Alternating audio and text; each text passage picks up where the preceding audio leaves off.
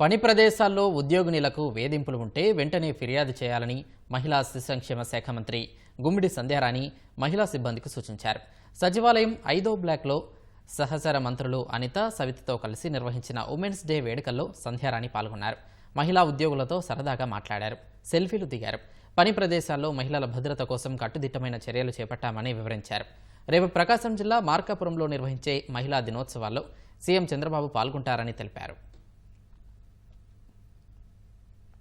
చదువుకున్న దగ్గర కానీ, ఉద్యోగాలు చేసిన దగ్గర కానీ, రాజకీయం చేసిన దగ్గర ఎక్కడైనా సరే మహిళలకు ఒక భద్రత, ఒక గౌరవాలు మిస్ అవుతున్నాయని గత కాలంలో మనం చాలా బాధపడ్డాం.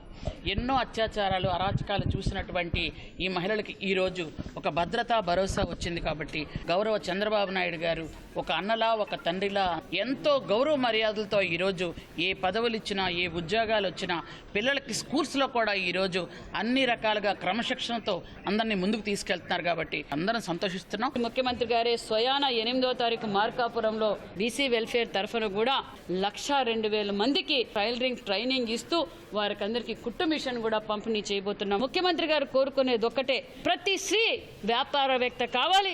అప్పుడు అక్కడున్న ప్రాంతము, కుటుంబము, రాష్ట్రము అన్ని రంగాల్లోనూ అభివృద్ధి జరగాలంటే మహిళలు అన్ని రంగాల్లోనూ ముందుండాలని కోరుకునే వ్యక్తి మాన్యశ్రీ ముఖ్యమంత్రి చంద్రబాబు నాయుడు గారు.